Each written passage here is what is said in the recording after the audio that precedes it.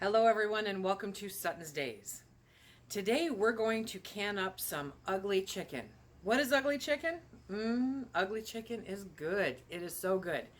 A few years back I coined the phrase ugly chicken because I was having multiple conversations, it seemed, where people said, it's just so ugly. It's just so ugly. It doesn't, how could it taste good? It's just so ugly. What's ugly chicken? This is ugly chicken. Okay? So if you're looking at this, yeah, okay. Fine. When you can meats, it's not going to look pretty. Okay? If you were to go to the store and instead of having them in a tin can, they had them in a glass jar, the store-bought chicken would look the same exact way. This is ugly chicken. So, ugly chicken is good. Ugly chicken tastes good. Ugly chicken sits on your shelf and behaves itself very nicely. Ugly chicken will not defrost and go bad if your power goes out. Ugly chicken is convenient and easy and versatile. And we're going to show you how to can some ugly chicken. There is another way to can chicken that doesn't make it so ugly. It does make it more labor intensive. And for those of you that have known me for any amount of time, you know that I am pressed for time almost always. So I'm going to skip the pretty chicken. It really is. Heather, my buddy Heather, the needy homesteader, says that sometimes people eat with their eyes. And I get that. I absolutely get that. But I'm telling you that you are not going to eat chicken out of the jar. You could. This is completely cooked. This is some of the most amazing juice. The liquid that you see in here is liquid straight from the chicken. There was no liquid added to this before we started canning it. So these are the natural juices out of that chicken meat, okay? You can turn that into beautiful, tasty, wonderful, quick and easy dishes in a heartbeat. There are times where you might want that chicken on top to be visibly more attractive, okay? And there's another way to do that. I'm not going to go into that today, though. Today, it's all about the ugly chicken. Let's go. Okay, so first I've got a cutting board. I've got my clean jars over here. I'm next to the sink where I have my bags of chicken. A local store had boneless, skinless chicken breast on sale for 99 cents a pound. Can't pass that up, okay? 99 cents a pound. So Phil ran to the store and he picked up the chicken breast. This is straight out of the bag what it looks like. There's not a lot of fat on it. Every now and then, occasionally, I think twice, I have found a bone. I keep the fatty pieces and I put them in the jars. So what we're going to do now is we're going to cut it up into chunk-sized pieces. I fill as I go because I don't have the space for anything other than that. So I just want them in manageable chunks so that I can stuff them into the jars. Okay? I don't want them too long. I don't want them too thick. I normally try to start off with a funnel, but honestly, I don't end up keeping it throughout the entire process. So what I'm going to do is take the jar, and I'm just doing this up on the cutting board for this example because I'm just fresh into this and the cutting board's still clean. I'm going to take this chicken and I'm going to place it in the jar. Now this is cold chicken. It's raw chicken. It's raw packed chicken. That's the official name for ugly chicken. But we like calling it ugly chicken. So I'm going to take those pieces, I'm going to stuff them down, make all kinds of absolutely awful noises. We're going to do an inch headspace. So sometimes you want to cut them just a little bit smaller to get that inch headspace, okay? And then you're going to take it and put it aside. You're going to grab your next jar and you're going to start filling that one. Theoretically, you get a pound of meat per pint. It came pretty close. Actually, it was dead on the first 20 pounds I did. The second that I did ended up getting me, I want to say 16 pint jars. So it was a little less. And then this one, we will see. But I'm going to cut up all this chicken and get it into the jars so that you can see it. And then we'll keep working on the process. If you don't care for having the fatty things in there, trust me, this will melt away. It's part of that juice, and fat is where the flavor is. So I prefer to cook it right up in there. And then if you need the juice for whatever you're cooking, you can use that liquid instead of opening a can of stock or or putting plain water or anything else in there. You can use the natural juices of the chicken. Seriously, does not get any better than that. Okay, you're using the whole thing. This is super simple, super easy, and as long as you smash that chicken down, then you're pushing out the air bubbles, any space that you have. Leave an inch head space. You should not have any problems with siphoning or anything else. And the end result is a beautiful jar of ugly chicken that you can use for soups, stews, casseroles, anything. The end product, what it comes out like, is when you open the jar, it comes out like shredded chicken. You just grab a fork and you pull it out and it shreds up. Super simple to add to, you know, have barbecue sauce added to it, have a nice honey mustard added to it. I use it, like I said, for casseroles, chicken pot pie, or any kind of chicken casserole. Oh, look at, they're going to make a liar. Oh, no, they're not. I'm not going to put that part in. There we go. All kinds of super simple stuff that you can use the chicken for. Chicken enchiladas. I mean, literally, it's just endless, the different things that you could use. So having this on your shelf not only is a great way to take advantage of super great sales that you find, like 99 cents a pound for boneless, skinless chicken breast, but to stock your pantry inexpensively for those emergencies. It is my goal on a fairly steady and regular basis to keep at least 2 years of chicken on our shelves. Now, for us, that's about 100 pints of chicken. This last sale will get us up to that 100 pints of chicken. The last time we bought chicken was when I pinched my sciatic nerve, and I couldn't stand here and do anything. My sister-in-law and my husband went through and they sorted out the chicken breasts, and, you know, because this is, you know, Franken chicken. They sorted this out and vacuum sealed individual breasts so that we could have them for meals like stuffed chicken breast or that kind of thing, chicken parmesan. But that's the one thing that canned chicken is not really good for. So you want to, you know how you're going to use it, what you're going to use it for.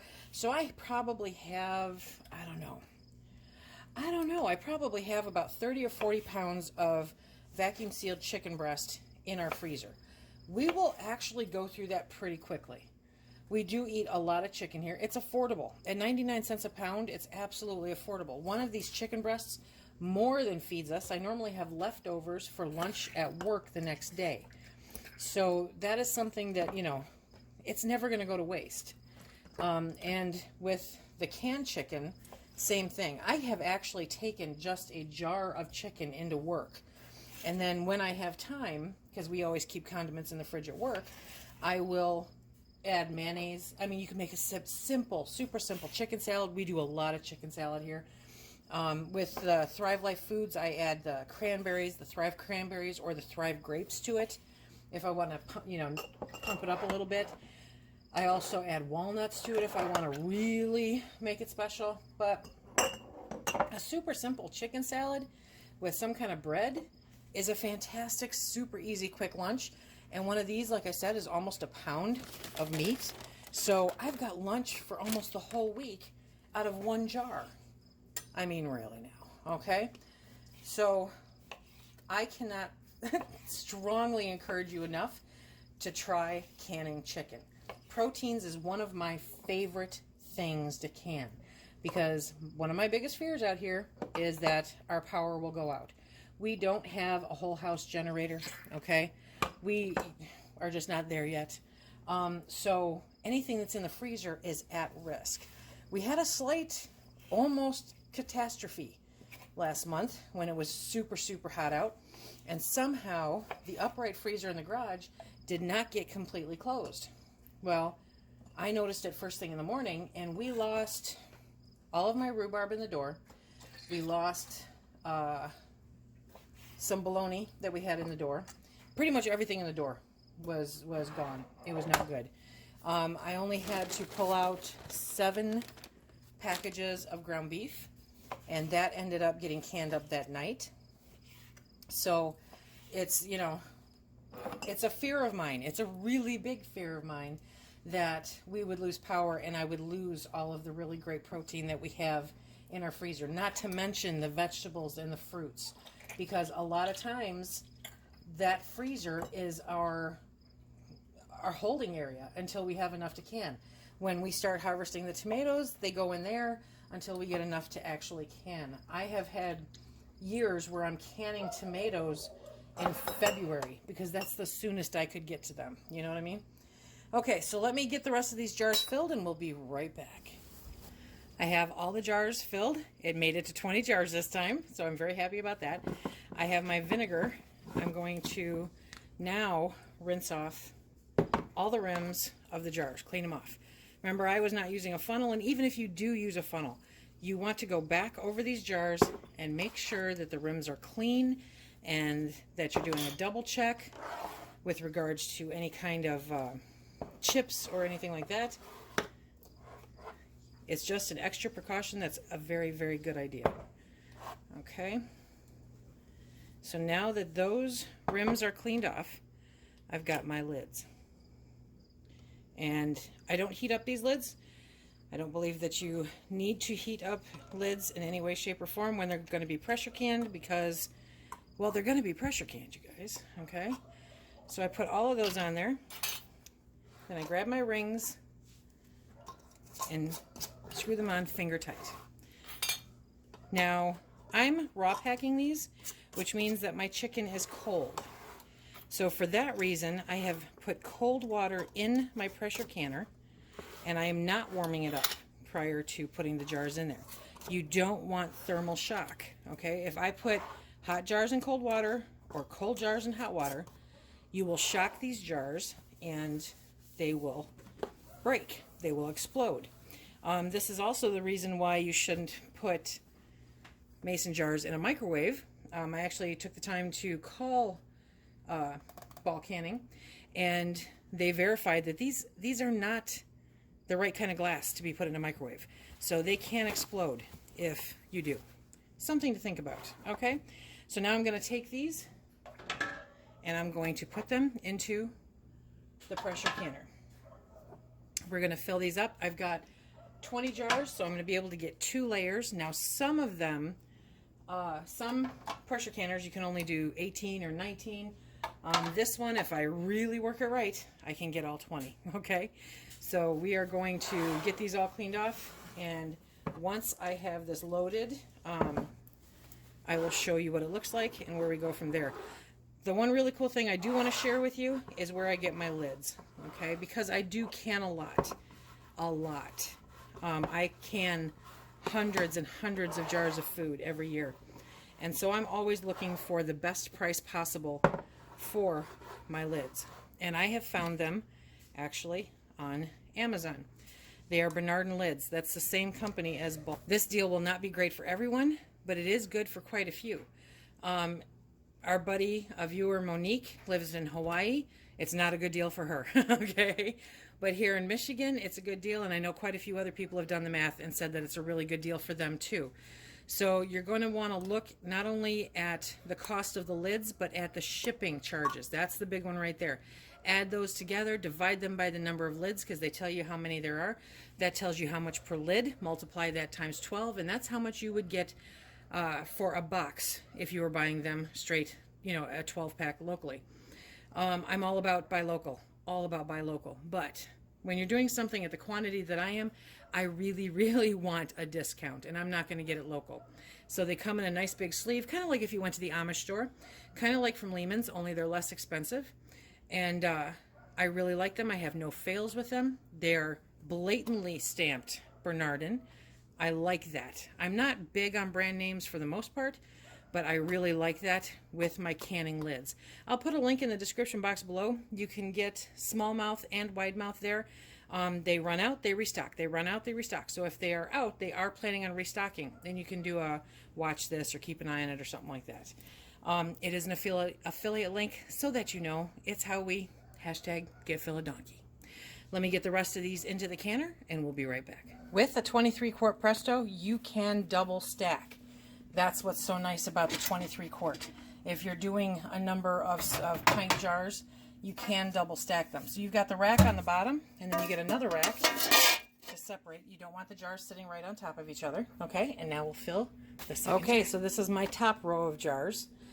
Sometimes, guys, it takes a little playing and a little finagling to get them in there. They're not so tight that they can't move, but sometimes it's a little challenging. Ask me how I know. Anyway, we're going to now put the lid on. We're going to let it vent. We're going to bring the temperature up, let it vent for 10 minutes. Then we're going to pressure can this. Once it comes up to 11 pounds of pressure for where I'm at, we're going to pressure can this for 75 minutes or an hour and 15 minutes. And then we'll be back when we're pulling them out. Okay, we're going to take this out of the canner now that it's completely depressurized.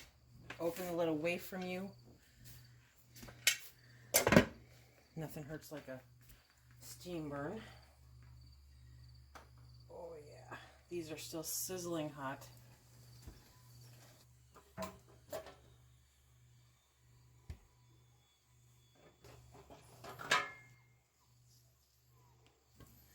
Fresh out of the canner, still bubbling, still hot. Look at that one. Hoo, hoo, hoo, hoo.